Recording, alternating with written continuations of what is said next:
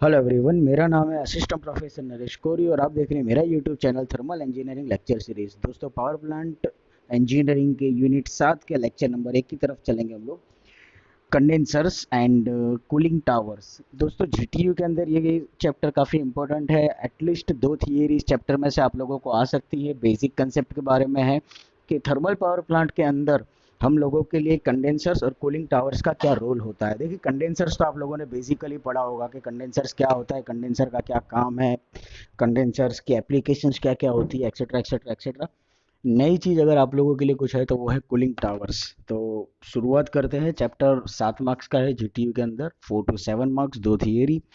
Basic concept है, figure आप लोगों को नेसेसरी है। फिगर आप लोगों को अगर आएगी आपके टॉपिक के बारे में तो थियरी आप लोग इजीली लिख सकते हो। पावर प्लांट इंजीनियरिंग में यूनिट 6 स्टीम टरबाइन आता है, जो कि मैं आप लोगों को बाद में चलाऊंगा, क्योंकि fluid power engineering 5th semester के अंदर इसका बेसिक फंडा आप लोग पढ़ चुके हो। तो वो चैप्टर काफ़ी इजी रहेगा, इसीलिए मैंने उसको भी स्किप करके रखा है। फिलहाल मैं आप लोगों को चैप्टर नंबर 7 से सिलेबस आगे चला रहा हूँ। तो शुरुआत करते कंडेंसर की बेसिक डेफिनेशंस के साथ। बेसिक डेफिनेशन है, condenser is a heat exchanger where in steam is condensed either in direct contact with cooling water और indirect contact with cooling water through a heat transfer medium in separating them. Condenser का basic function देखो, condenser एक तरीके से देखा जाए तो heat exchanger ही है। हीट एक्सचेंजर आप लोगों ने हीट ट्रांसफर के अंदर पढ़ा था। हीट ट्रांसफर के अंदर हीट एक्सचेंजर का हमारे लिए रोल ये था कि भाई हम हॉट वाटर को फ्लो करवाते थे एक तरफ से, और दूसरी तरफ से हम लोग कोल्ड वाटर को फ्लो करवाते थे, और इन दोनों के बीच में हीट ट्रांसफर करके उसको स्टेडी स्टेट कंडीशन में लेकर के आते थे। ये बेसिकली हीट एक्सचेंजर का फंक्शन होता है। कंडेंसर भी कुछ इसी तरह से होता है कि थर्मल पावर प्लांट के अंदर कंडेंसर का काम ये होता है कि जो भी आपकी हॉट स्टीम आ रही है कि जिसका टेम्परेचर 1600 डिग्री सेल्सियस के अराउंड है, जब टरबाइन में से पास आउट होकर के ये स्टीम आप लोगों की कंडेंसर के अंदर आएगी, तो कंडेंसर के अंदर क्या होगा कि कूलिंग वाटर आपका कंटिन्यूसली सर्कुलेट होते रहता है। ये कूलिंग वाटर के सर्कुलेशन की वजह से क्या होगा कि आपकी स्टीम के साथ में हीट एक्सचेंज होगी, और हीट एक्सचेंज की वजह से आपका स्टीम या तो वाटर में कन्वर्ट हो जाएगा, या फिर वो सुपर हीटेड कंडीशन से ड्राई सेचुरेटेड या सेचुरेटेड कंडीशन पर आएगा। And we will reuse our steam and you can heat the water even also. तो ये कंडेंसर का मेन फंक्शन है आपके हीट एक्सचेंजर के अंदर।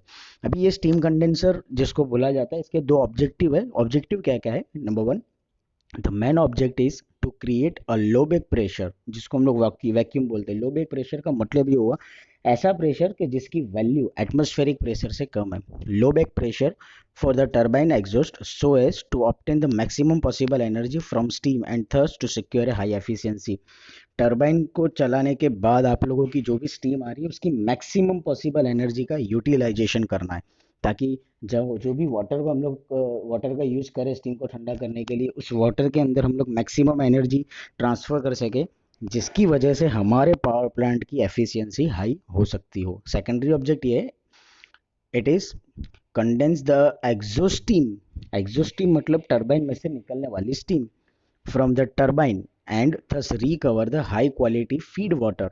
मैंने पहले ही बोला फीड वाटर की ज़रूरत आपको पड़ती है। ठीक है, फीड वाटर का मतलब ये होता है कि बॉयलर के अंदर स्टीम प्रोडक्शन के बाद में फिर से जो नया पानी ऐड करना पड़ रहा है उसको फीड वाटर बोलते हैं। तो ये जो टरबाइन में से आपकी स्टीम निकली है, डेफिनेटली उसका टेम्परेचर काफ़ी हाई होगा। और मैंने आपको पहले ही बोला कि जो वाटर आपका सर्कुलेट हो रहा है उसके साथ में आप लोग हीट एक्सचेंज करोगे तो डेफिनेटली वो वाटर का टेम्परेचर हाई होगा, और यही वाटर आप लोगों का फीड वाटर के तौर पर काम होता है to recover high quality feed water for reuse in the cycle, और उसको हम लोग फिर साइकिल में फिर से रीयूज कर सकते हो। तो ये बेसिक ऑब्जेक्टिव है, डेफिनेशन है आपके कंडेंसर का। ये पीवी डायग्राम है। ठीक है, आप लोगों के लिए एडवांटेजेस आपको पूछ सकते हैं, इसीलिए मैं सीधा एडवांटेज चलाता हूँ। एडवांटेजेस क्या है? It increases work done per KG of steam due to increasing expansion ratio of steam. Expansion ratio turbine के अंदर काफ़ी ज़्यादा होगा, तो इसकी वजह से क्या है कि वर्क डन पर केजी हम लोगों को ज़्यादा मिलेगा। It increases thermal efficiency of the plant की, क्योंकि इसको हम लोग रीयूज कर सकते हैं फीड वाटर को गर्म करने के लिए। Hence the power plant size reduces for given output. The condensed steam provides source of good pure feed water to the boiler and reduces the water softening plant capacity to a considerable extent। इसका मतलब ये हुआ कि जो भी steam आप लोगों की मिल रही है, हाई टेम्परेचर वाली स्टीम आपको मिल रही है, हाई प्रेशर वाली स्टीम मिल रही है, इसका हम लोग रीयूटिलाइजेशन कर सकते हैं फीड वाटर के अंदर एनर्जी ट्रांसफर करने के लिए। इसकी वजह से भी थर्मल एफिशिएंसी आपकी इंक्रीज हो जाएगी। Next, the temperature of the condensate is higher than that of fresh water. Condensate का टेम्परेचर काफ़ी ज़्यादा होगा। कंडेंसेट का मतलब ये जो स्टीम आपकी ठंडी हो चुकी है उसको कंडेंसेट बोलते हैं, ठीक है। उसका टेम्परेचर फ्रेश वाटर से काफ़ी हाई होगा, therefore the amount of heat supplied per KG of steam is reduce. तो क्या होगा कि हम लोगों को हमारे फ्रेश वाटर को गर्म करने के लिए जो हीट एनर्जी देनी पड़े उसकी वैल्यू कम हो जाएगी। इसीलिए यहाँ पर लिखा है that the amount of heat supplied per KG of steam is reduced. It reduces corrosion of the boiler tube, क्योंकि सुपर हीटेड स्टीम में कोई मॉइस्चर कंटेंट होगा नहीं, मॉइस्चर कंटेंट नहीं है तो डेफिनेटली ऐसी dry and super heated steam जब आपकी ट्यूब्स के अंदर जाएगी तो मॉइस्चर के अनअवेलेबिलिटी या मॉइस्चर की एब्सेंस की वजह से आप ये बोल सकते हो कि ट्यूब्स के अंदर करोजन इरोजन इफेक्ट आने के चांसेस काफ़ी कम है। अभी हम देखते हैं टाइप्स ऑफ कंडेंसर्स के, कंडेंसर के बेसिक टाइप्स कितने हैं। देखिए कंडेंसर्स के बेसिकली दो टाइप है, jet condensers and the surface condensers. आप लोगों के लिए इसके अंदर इंपॉर्टेंट सिर्फ सरफेस कंडेंसर्स है, और सरफेस कंडेंसर के अंदर भी इवापोरेटिव कंडेंसर है। जो आप लोग RAC refrigeration and air conditioning system के अंदर पढ़ चुके हो, in components of refrigeration, VCRS chapter number I think आपका चैप्टर नंबर 6 आता था उसमें, ठीक है। चैप्टर नंबर 6 आता था जिसके अंदर आप लोग कंडेंसर्स के टाइप पढ़ते थे, उसमें इवापोरेटिव कंडेंसर आता था जो कि फ्रिज में भी यूज होता है, वीसीआरएस सिस्टम में यूज होता है। वही कंडेंसर के बारे में हम लोग यहाँ पर पढ़ने वाले हमारे पावर प्लांट के सब्जेक्ट में। तो बेसिकली दो टाइप होते हैं कंडेंसर्स के, jet condensers and the surface condensers. Jet condensers का मतलब क्या होता है, the exhaust steam and cooling water are mixed with each other and the heat transfer from steam to water is by direct contact। देखिए basically heat exchanger के अंदर हम लोग क्या करते थे, जैसे कि parallel flow counter flow heat exchanger की बात की जाए तो पैरेलल फ्लो की बात करो तो दो ट्यूब्स हम लोग पैरेलली रखते थे। एक ट्यूब के अंदर हम लोग हमारे हॉट वाटर को पास आउट करते थे और दूसरी ट्यूब जो कि उसके साथ में उसके कांटेक्ट में फिजिकल कांटेक्ट के साथ में रहती थी उसमें से हम लोग कोल्ड वाटर पास आउट करते थे। और इस तरह से हम लोग हीट ट्रांसफर कर रहे थे कोल्ड वाटर और हॉट वाटर के बीच में। मतलब कि आप ये कह सकते हो कि हीट एक्सचेंजर के अंदर जो था वो सरफेस कांटेक्ट के थ्रू हीट ट्रांसफर हो रही थी, लेकिन जेट कंडेंसर के अंदर क्या होगा, you have to mix the steam and the cooling water. आप लोग क्या करोगे, जो भी एग्जॉस्ट स्टीम आप लोगों की उसमें से टरबाइन में से निकल रही है उसको हम लोग मिक्सड अप करेंगे हमारी कूलिंग वाटर के साथ। अभी कूलिंग वाटर के साथ में जब इस तरह से हाई प्रेशर और हाई टेम्परेचर वाली स्टीम को आप मिक्स, प्रेशर तो लो है क्योंकि टरबाइन में से निकला है तो प्रेशर अभी आपका नॉर्मल हो जाएगा, लेकिन temperature should be so much high. अभी ऐसी हाई टेम्परेचर वाली स्टीम जब आपके कूलिंग वाटर के साथ में मिक्सड होगी it will transfer the heat maximum, ठीक है। तो जेट कंडेंसर के अंदर ये होता है कि हम लोग डायरेक्ट कांटेक्ट करवाते हैं, डायरेक्ट मिक्सड अप करवाते हैं आपके कूलिंग वाटर और आपकी हाई टेम्परेचर वाली स्टीम को, और ऐसे कंडेंसर्स को बोलते हैं जेट कंडेंसर। सामने सरफेस कंडेंसर, जैसा कि मैंने आपको एग्जांपल दिया, सरफेस कंडेंसर में क्या होता है, exhaust steam and the cooling water do not mix with each other. यहाँ पर ये दोनों को हम लोगों को मिक्सचर नहीं करना है। The water being circulated through a nest of tube, tube के नेस्ट ऑफ ट्यूब मतलब नंबर ऑफ ट्यूब्स, ट्यूब के बंडल के अंदर हम लोग क्या करेंगे, हमारे वाटर को सर्कुलेट करवाएंगे and the exhaust steam flows across the tubes के सराउंडिंग में हम हमारे एग्जॉस्ट स्टीम को फ्लो करवाएंगे। तो यहाँ पर कन्वेक्शन प्रोसेस होगी क्योंकि ट्यूब्स के सराउंडिंग में जो आपकी हॉट स्टीम है वो हीट ट्रांसफर करेगा ट्यूब की सरफेस के ऊपर। ट्यूब की सरफेस जो गर्म होगी वो हीट ट्रांसफर करेगा ट्यूब के अंदर ठंडे पानी को, मतलब कि कूलिंग वाटर को। मतलब इस सरफेस के थ्रू हीट ट्रांसफर हो रहा है, कन्वेक्शन प्रोसेस के थ्रू हीट ट्रांसफर हो रहा है, इसीलिए इसको बोलते हैं सरफेस कंडेंसर। तो सरफेस कंडेंसर आप लोगों को पूछा जा सकता है कि सरफेस कंडेंसर बेसिकली क्या है। अभी सरफेस कंडेंसर मैं आपको समझाता हूँ सरफेस कंडेंसर क्या होता है। सरफेस कंडेंसर की डेफिनेशन मैंने आपको बता दी। इसके भी दो क्लासिफिकेशन होते हैं according to number of cooling water passes, मतलब कि कितने ट्यूब्स वाटर की है, and the second one is according to the direction of condensate flow, मतलब कि किस डायरेक्शन में हम हमारे कंडेंसेट मतलब कि आपके स्टीम को फ्लो करवा रहे हैं वो। तो सबसे पहले हम लोग देखते हैं कि according to number of cooling water passes, तो उसके दो क्लासिफिकेशन होते हैं, single pass and the multi pass, और दूसरा होता है according to direction of condensate flow, down flow condenser, and the second one is central flow condenser. Down flow condenser का मतलब ये होगा स्टीम को आप ऊपर से नीचे की तरफ लेके जाओगे, और सेंट्रल फ्लो का मतलब ये होगा कि आप अपनी स्टीम को सेंट्रली फ्लो करवाओगे कंडेंसर के अंदर।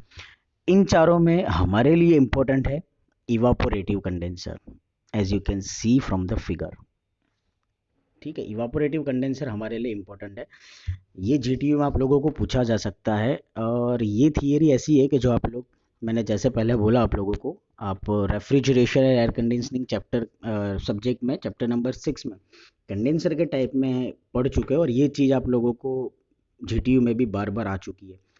थियरी इंपॉर्टेंट है, आपको करना है कि अगर ये थियरी 3 मार्क्स में ही आएगी थियरी, इससे ज़्यादा की नहीं आएगी। 3 मार्क्स में अगर ये थियरी आती है तो आपको सबसे पहले फिगर ड्रॉ करनी है, डिस्क्रिप्शन लिखना है और फिर बाद में वर्किंग समझाना है। ठीक है, मैं आप लोगों को फिगर समझा देता हूँ। As you can see from the figure, मैं टॉप से समझा रहा हूँ। सबसे ऊपर आप लोगों को इंड्यूस्ड ड्राफ्ट फैन दिख रहा होगा। ये फैन आप लोगों ने देखे होंगे बड़े बड़े शेड्स के अंदर, मतलब कि मैकेनिकल वर्किंग कंपोनेंट्स वाली कोई भी फैक्ट्रीज होती है या कोई भी कंपनीज होती है, वहां पर इस तरह से इंड्यूस्ड ड्राफ्ट फैन होता है, जिसका काम ये होता है कि अंदर की गर्म हवा को बाहर फेंकना। फिर उसके नीचे आप लोगों को दिख रहा होगा एलिमिनेटर्स। एलिमिनेटर्स क्या करेगा कि भाई डस्ट पार्टिकल, मतलब कि स्टीम के अंदर कोई इम्प्योरिटीज है, ठीक है, तो उसको वो एलिमिनेट कर देगा, मतलब कि उसके अंदर वो चिपक जाएगी, एब्जॉर्ब हो जाएगी और क्लीन एयर आपकी एटमॉस्फेयर में जाएगी। फिर उसके नीचे आपको दिख रहा होगा वाटर नोजल। अभी वाटर नोजल की लाइन को देखो, वाटर नोजल की जो लाइन है वो पास हो रही है आपके कूलिंग पॉन्ड में से। ठीक है, कूलिंग पॉन्ड या थर्मल पावर प्लांट की लैंग्वेज में बोला जाए तो हमारा सोर्स ऑफ वाटर, जिसको फीड वाटर बोलते हैं, फीड वाटर का जो सोर्स होता है ना, ये वो कूलिंग पॉन्ड है, कि यहाँ से हम लोग हमारे फ्रेश वाटर को फिर से बॉयलर के अंदर यूटिलाइज करने वाले फॉर प्रोडक्शन ऑफ स्टीम। ये जो कूलिंग पॉन्ड का वाटर होगा, इसको हम लोग पंप के थ्रू यहाँ पर आपके कंडेंसर के अंदर नोजल्स के अंदर से स्प्रे करवाएंगे। एज यू कैन सी, मैं अभी वर्किंग में आपको इसको डीप में समझाता हूँ। ठीक है, फिलहाल तो आप इसके कंपोनेंट समझ लो। नोजल्स इसीलिए रखे जाते हैं ताकि जब आपका वाटर का स्प्रे हो तो आप लोगों को हाई प्रेशर के साथ आपके वाटर का आउटलेट मिले। और इसका बेस्ट एग्जांपल है हमारे घर पे शावर, सबसे बेस्ट एग्जांपल यही है। फिर वाटर नोजल के नीचे आप लोग देख सकते हो टरबाइन की ट्यूब्स है, या तो फिर आप ये बोल सकते हो सिर्फ ट्यूब, टरबाइन की ट्यूब नहीं होगी, सॉरी, ये ट्यूब्स है जिसके अंदर हम लोग एग्जॉस्ट स्टीम को एंटर करवाएंगे। एक तरफ से यहाँ से एग्जॉस्ट स्टीम को एंटर करवाएंगे और यहाँ से वो कंडेंसेट बन के बाहर निकलेगा। अभी क्या होता है ये मैं आपको एक्सप्लेनेशन में समझाता हूँ। फिर इसके नीचे आपको मिलेगा ये एयर लोवर्स। ठीक है, ये एयर लोवर्स क्या होता है, वन टाइप ऑफ आपका मूविंग पार्टिकल्स होता है कि एयर के प्रेशर की वजह से इजीली फ्लोट होगा, मूव होगा। ठीक है, यहाँ से from left side you will enter your air and right side even also, और यही एयर फिर आप लोगों की हम लोग यहाँ से बाहर निकालेंगे। तो ये एयर लोवर्स का काम ये होता है कि एयर के फ्लो को मेंटेन करने के लिए कितनी एयर हम लोगों को ज़रूरी है वो। और यहाँ पर है पंप। पंप का फंक्शन क्या होता है वो तो आपको पता ही है, it will use to raise your water at higher level. तो ये कंपोनेंट्स हो गए। अब मैं वर्किंग स्टार्ट करता हूँ। As you can see from the figure, from the bottom cooling pond के ऊपर से यहाँ से एयर लोवर्स के थ्रू हम लोग हमारी एयर को, एटमॉस्फेरिक एयर को एंटर करवाएंगे। होगा क्या कि एटमॉस्फेरिक एयर सीधा कांटेक्ट में जाएगा इन ट्यूब्स के, जो ट्यूब्स आपको दिख रही है। अभी ट्यूब्स के अंदर क्या है, तो ट्यूब्स के एक एंड में से टरबाइन में से जो आप लोगों की हाई टेम्परेचर स्टीम आ रही है, वो स्टीम आपकी इस ट्यूब्स के अंदर सर्कुलेट होगी लाइक दिस। ठीक है, आपको ये डायरेक्शन दिया हुआ, इस तरह से आप लोगों की जो स्टीम होगी वो सर्कुलेट होगी। अभी जो ये स्टीम आप लोगों की ट्यूब के अंदर सर्कुलेट हो रही है, इन ट्यूब के अंदर की स्टीम का टेम्परेचर काफ़ी हाई होता है।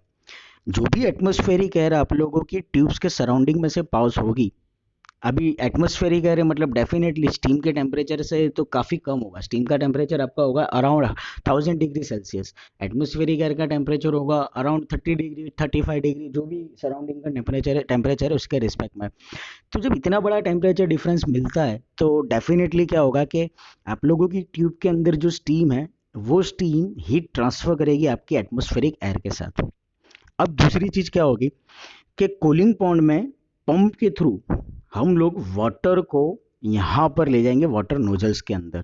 जब नोजल्स के अंदर हम हमारे वाटर का स्प्रे करवाते तो क्या होगा कि वाटर का स्प्रे करने की वजह से आपकी ट्यूब के अंदर जो भी हॉट स्टीम जा रही है वो हीट ट्रांसफर करेगा वाटर नोजल के थ्रू गिरे हुए पानी के साथ में, मतलब कि स्प्रे वाटर के साथ में। यहाँ पर भी हीट ट्रांसफर होगी। आप लोगों की जो एयर आ रही है वो एयर ट्यूब में से पास होकर के गर्म हो रही है, तो वो गर्म एयर भी आपके वाटर स्प्रे के साथ में मिक्स्ड होगी।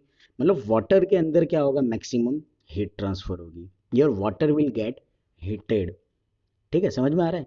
इसीलिए ये जो कॉइल है कि जिसके अंदर हम हमारी स्टीम को घुमाने वाले हैं, इसको बोलते हैं कंडेंसर कॉइल, और ये हमारा फंक्शन भी है कंडेंसर का।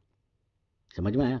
और इसीलिए जब आप लोगों की स्टीम बाहर निकलती है तो उसको बोलते हैं कंडेंसेट। क्यों? क्योंकि जब आप लोगों की जब आप लोगों की स्टीम ट्यूब के अंदर एंटर हुई थी तब उसका टेम्परेचर काफ़ी हाई था, लेकिन जब वो बाहर निकलेगी at that time the temperature of your steam will be too much low. क्यों? क्योंकि वो टेम्परेचर मतलब कि वो हीट एनर्जी उसने ट्रांसफर किसको कर दी है? वाटर नोजल में से आने वाले वाटर स्प्रे के साथ में।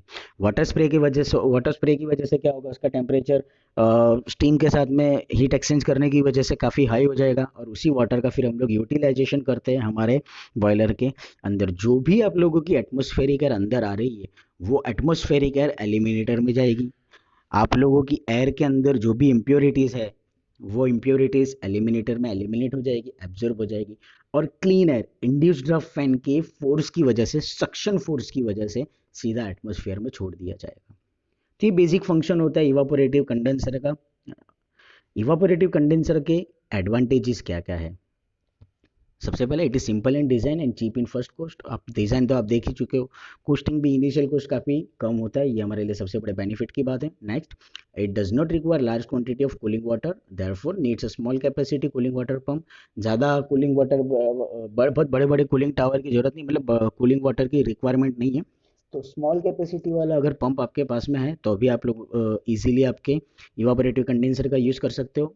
And the last one is it's operating cost is less. Operating cost काफ़ी कम है। डिसएडवांटेजेस क्या है इसके? Vacuum maintain in the condenser is less. Vacuum maintain नहीं रह पाता है, जिसकी वजह से क्या है कि आपको इंड्यूस फैन रखना पड़ रहा है, इसी वजह से आप लोगों की एटमोस्फेरिक इजीली बाहर हो पाएगी। Work done per KG of steam is less. Work done आपको कम मिलेगा, क्यों? Because with this condenser due to less vacuum, क्योंकि वैक्यूम यहाँ पर काफ़ी कम जनरेट हो रहा है। The last one is it is not suitable for medium and large power plant. ये सिर्फ स्लो स्मॉल कैपेसिटी वाले पावर प्लांट के अंदर ही यूज़ कर सकते हैं। मीडियम या हाई कैपेसिटी वाले प्लांट है तो इवापोरेटिव कंडेंसर का आप यूज़ कर सकते नहीं हो। इसी तरह से सरफेस कंडेंसर्स के ओवरऑल क्या क्या एडवांटेज और डिसएडवांटेजेस हैं? Number one, it increases the thermal efficiency and output of the plant because high vacuum can be obtained. Evaporative condenser में भले हाई वैक्यूम जनरेट नहीं हो रहा है, लेकिन इवापोरेटिव कंडेंसर के अलावा जो कंडेंसर यूज होते हैं उसके अंदर हम लोग हाई थर्मल एफिशिएंसी अचीव कर सकते हैं, जिसकी वजह से आउटपुट आपके पावर प्लांट का ज़्यादा मिलेगा। The condenser can be used reused as boiler feed water. जो कंडेंसेट है, कंडेंसेट का मतलब क्या होगा कि भाई आपकी जो स्टीम है वही ठंडी हो रही है, और स्टीम अगर ठंडी होगी तो वो वाटर में कन्वर्ट होगी, तो डेफिनेटली उस वाटर का हम लोग रीयूटिलाइजेशन बॉयलर के अंदर कर सकते हैं as a feed water. Auxiliary power requirements is less than that of jet condenser. Jet condenser में क्या एक ऑक्सिलरी पावर की जरूरत होती है क्योंकि आप लोगों को हॉट पार्टिकल्स और कोल्ड पार्टिकल्स दोनों को मिक्स करना है। यहाँ पर क्या आपको मिक्स करने की जरूरत नहीं, तो पावर रिक्वायरमेंट आपकी कम होगी।